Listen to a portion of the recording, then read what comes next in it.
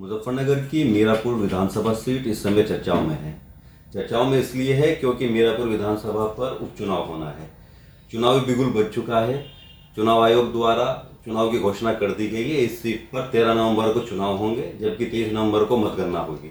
इस सीट पर खास बात यह है कि रालोद भाजपा गठबंधन ने अपना प्रत्याशी उतारने के लिए यहाँ तैयारी कर ली है। इस गठबंधन द्वारा ये सीट रालोद को दी गई है।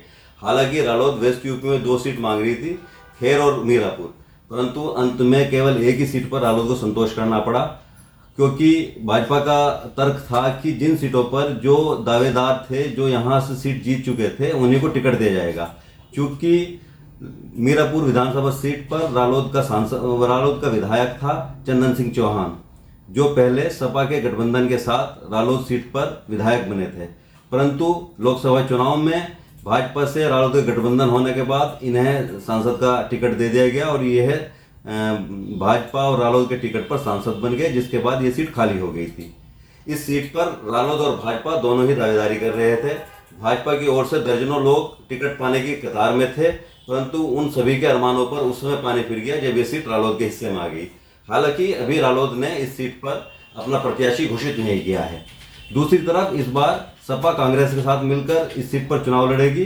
हालांकि वहां भी जहां कांग्रेस से कई लोग लाइन में हैं, वहीं सपा से भी कई लोग लाइन में हैं। अभी तक स्थिति क्लियर नहीं हुई है कि इस सीट पर कांग्रेस प्रत्याशी अपना चुनाव लड़ेगा या फिर सपा प्रत्याशी अपना चुनाव लड़ेगा।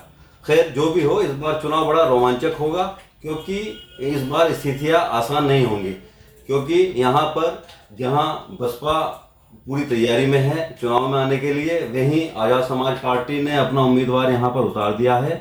आज़ाद समाज पार्टी द्वारा मुस्लिम उम्मीदवार यहाँ उतारा गया है, जो कि दलित और मुस्लिम वोटों के सहारे यहाँ पर ताल ठोक रहा है। इस बार खास बात ये रहेगी कि वोटों में ध्रुवीकरण होगा।